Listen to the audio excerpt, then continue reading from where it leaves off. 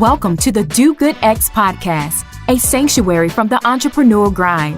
Hosts Kimberly Danielle and Stephen Lewis, advocates for impactful entrepreneurship, guide you on the path where purpose meets business. Join us to slow down, reconnect, and explore the challenges of under-resourced entrepreneurs, uncovering the unique journey of building businesses that make a difference. Now, your host.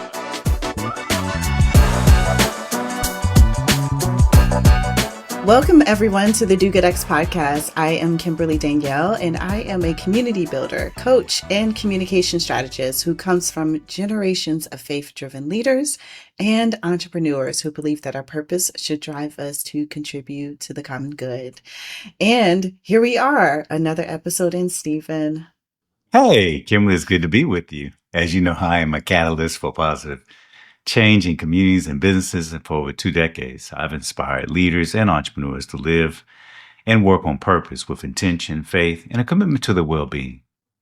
As we start the new year, many founders feel the pressure to hit the ground running.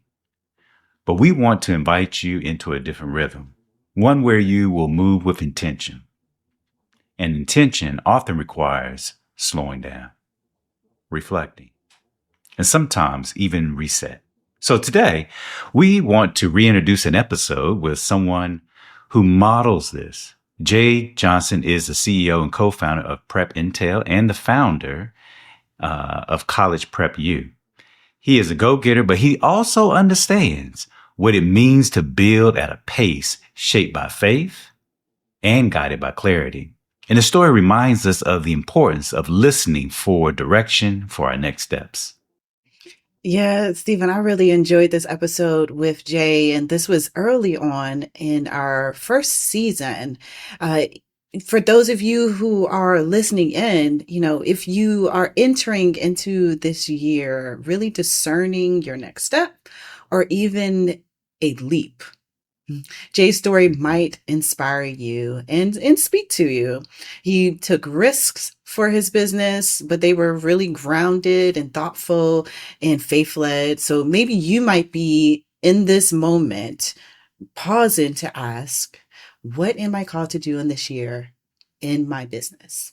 And where am I being invited to rest, reflect, or even reassess before moving forward?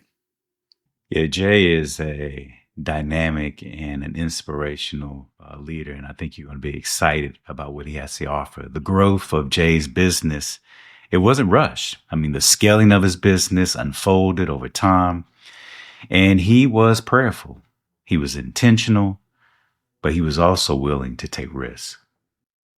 So really get comfortable and just let Jay's story remind you that the most meaningful growth, whether it is in your life, not just your business, but your life or your business, it often begins with slowing down and just paying attention and allowing that to guide you forward.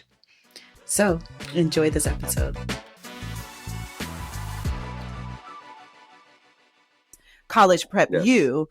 And College Prep U was ignited by helping someone in the church you attended. I don't know if it was the church you attended at the time or you continue to attend now, but I want to hear a little bit about what began your entrepreneurial journey and what was your faith community's role in that? So in church, people knew that I worked at a college and they knew I knew admissions. And so one family came up and they were like, well, hey, we got a daughter that is brilliant.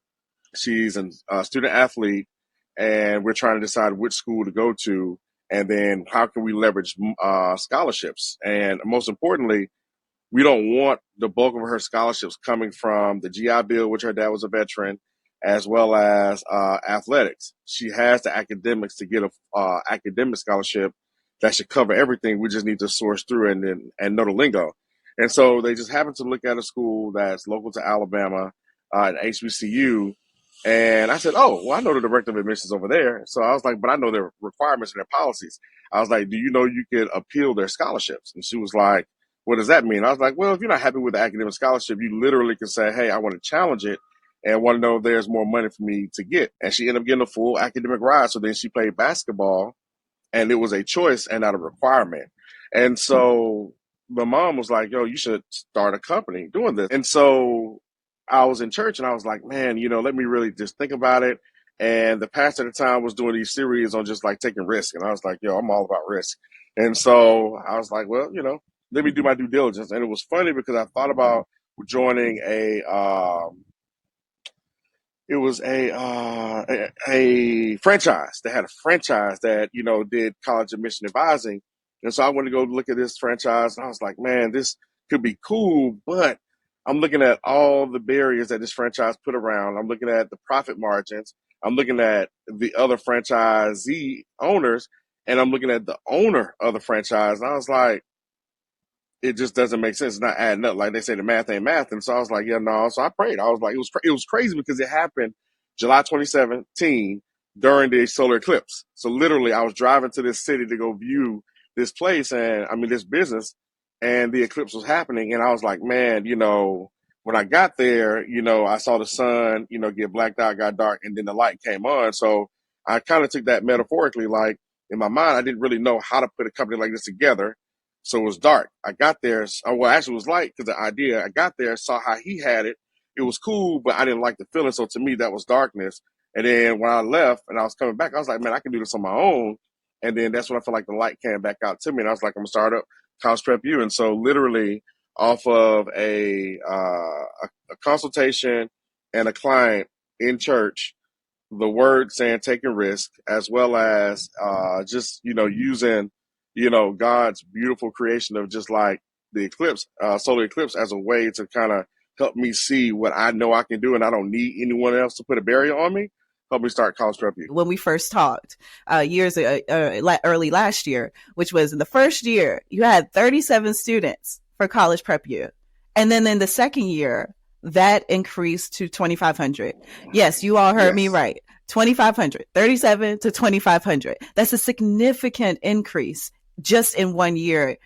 So was that growth unexpected, or did you take specific steps to make this happen intentionally? Yeah, no, it was completely unexpected. I think that when I built College Prep U, I literally built it for like your middle class to upper middle class families because of my price point. Like College Prep U is a for-profit. It is not a nonprofit, So with that being said, I have fees, I have things I need to charge. And I knew in my heart of heart, because of the fact that, I am a capitalist wrapped in a socialist blanket, that I wanted to be able to serve, those who are moderate to low income. I just needed to figure out how. And so, but I needed to pay bills in order for the company to grow.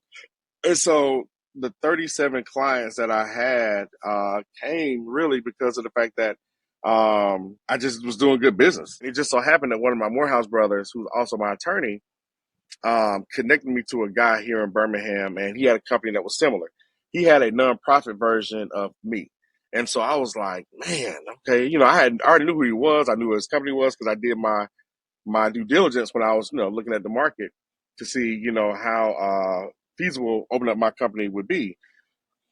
And I was like, man, why are you tying me to this dude? Now, he knows I'm here, and now he knows who I am. But I've been watching him for like 6 months. And so watching him in his company. And so I reached out to the guy, and I was like, yo, let's connect. He came by my office the same day, and he saw like my setup. He saw my hunger. He saw my grit. But most importantly, he saw that I had a full curriculum that he didn't have access to, and his curriculum was stagnant. And so he was like, well, hey, I have an opportunity if you like, how much would it cost if you could help me, with this contract that I have? And so for me, he's my competitor, but I believe in collaboration. You can collaborate with a competitor. And the best, I guess, analogy I can give is like, I have a MacBook with Microsoft Office on it, right? And so, at the end of the day, like, yes, we're competitors, but we can operate in the same space. There's plenty of kids. We're serving the same mission. So I was like, this is what I need. And he was like, all right, cool. We can do that. He was like, can you serve 1,100 students? And I was like, yeah, I can do that. We can figure it out. I got a curriculum. And so he was like, well, I need you to meet these individuals. And they were like executive directors of, some organizations that actually fund him. And they work within the school district. It was Gear Up Birmingham. So the Gear Up is a nationwide organization that helps kids get prepared for college. They track a cohort of students from 6th and 7th grade all the way to their first year of college. So they hire partners to help them with their metrics, to help them get along the way. In their grant, they have to hire partners. He was one of their partners. I didn't know anything about Gear Up. So I had to meet up with these individuals, and one of the individuals came to me and they was like, Jay, look, we breaking bread, like, and she was like, I see your setup. I love the food. I like your passion. What are you doing for you and your company? And I was like, well, what do you mean? Like, I'm, doing what I can. And she was like, yeah, no, like, why don't you apply for us? And I was like, well, I felt conflicted because I was like, man, I don't want to, cut this guy out. And he just invited me to the table, and you're the reason why you're in my office. He's the reason why you're in my office. And she was like, yeah, no, he ain't the reason. She was like, it's someone that's the reason, but he ain't it. And so it just so happened that her CFO is one of my church members. And he was like, yo, you got to meet up with Jay. She was like, I wasn't even going to meet up with you because you work with this guy. She was like, but your one of your friends and your church member is my CFO. And he was like, you got to meet up with Jay. He got a great program he building, and go see it for yourself. So she was like, yo, can you scale your program to meet up with over 2,000 students? And I was like, yes, I can. I can do it. No problem. And so she was like, all right, we'll draw a plan out. I put up a plan. I was able to hire people, and that's how we scaled from 37 to 2,500. And we've been overseeing. So that program lasted for another 2 to 3 years before their grant ran out. But we stayed on as the college of readiness consultants for Birmingham City School District. And we've been doing that for the last 5.5, 6 years. And my company only been open 7. So I'm curious what challenges and also what opportunities did you experience in scaling and growing your business this fast? One of the biggest challenges that I had was really just being okay with being uncomfortable, and really knowing that, God put this opportunity in front of me, and I did everything right in his house first within my heart. It wasn't what I put into the offering. It wasn't me going to church. It was like, yo, I really am building this business because I want to be impactful. I need you to help me. I built this business in your house. Now your house, all I'm doing is spreading it out. And so spreading your word. And so literally, I didn't even have any fear after that point because I saw an organization that would believe in me. It allowed me to take that money and offer opportunities to other individuals to hire the right staff that want to come in and do what they need to do. And then, I had enough sense to know that I didn't do this on my own. So it kept me very grounded, in a sense, because I didn't think, oh, I'm Jay, I got this on my own. No, I knew exactly where to start. And if it wasn't for that person in church, if it wasn't for, the first family I worked with in church, if it wasn't for that word about taking risk, if it wasn't for that seed, but then if it wasn't me being a good person to where someone else in my church recognized what I was doing, it would never, the opportunity wouldn't even happen. I want to talk a little bit about when you shifted from college prep to the launch of the second business, Prep Intel, and this new door that opened for you. What led you to the launch of your second business, Prep Intel? It's funny because it happened in church. So I'll never forget, it was, we were doing watch hour service, and in watch hour service, the pastor was like, look to your neighbor left and right and just say, I don't know what you got going, but something's finna happen. And so a lady who I didn't know said that to me, and she hugged me. She said, I feel like you run a business, and I feel like it's about to grow beyond your control, but you can't do it. She was like, you can't be there. I don't know who you are, what you do, but you can't be there. You got to figure something out. And what you think you should do is going to be the exact opposite. And I was like, all right, well, cool. I'll take that. And I had a conversation with a friend who's in tech. And he was like, yo, you ever thought about, making your company virtual? And I was like, oh, well, we got to get online presence. We got Zoom. We got all these different things. Like, I'm already a tech company. He was like, no. Being able to deliver something that, you don't have to necessarily be there for. And I was like, someone just said that to me. So then I thought about it. I was like, if I walk out and got hit by a truck, College Prep U is closed. Anything happened to me, if I have a heart attack, anything, College Prep U closed. So then what can I do to like scale this and not have to always be in the day to day. So I talked to my staff, and it was like, well, Jay, you know, we're good because you're good, but we rely so heavily on you. But if we had a system that knew how you thought, or at least knew how to find the resources that you could outside of Google, that would be beneficial to all of us, and that can cut our training time down. I was like, man, that's right. And so I talked to a good buddy of mine who's a professor at Clemson, and he was like, yeah, man, you could do something like machine learning. And I was like, well, what's machine learning? He was like, you can, teach a machine to think like you. I realized that Prep and Tell was something completely different, and I needed to break away from what people automatically associated me with or asked with College Prep U. But then at the end of but also I need to make sure that it was a clear understanding that it's going to be in the same arena. And so my mentality came like, I'm building a tech company in a crock pot and not a microwave. So I took my time. I did many accelerators, and I set a goal for what I wanted to do. And every accelerator that I got, if I got some cash from them, I sold it and prayed for the next one, and just was really responsible about what I did. And then Prep and Tell came, and it was crazy because it was completely different than what I used to. College Prep U helps students navigate the college admission process. Prep and Tell is a platform that helps streamline the post-secondary recruitment process for recruiters. So now I'm on the other side of the match. I now work with the colleges and charge them and take my program that I'm building and make it free to students. For those of you who are listening, if this conversation with Jay is sparking some deeper reflection or rethinking about how you are moving in your business, make sure you keep on staying tuned, but also visit dogoodx.org, because you can subscribe to our email, keep posted on resources and tips like what Jay is sharing from other folks, and join our Do Good X LinkedIn community, where we share resources, and we provide a community for entrepreneurs and change makers. How much of your success do you attribute to your faith versus your own grit, will, and hustle?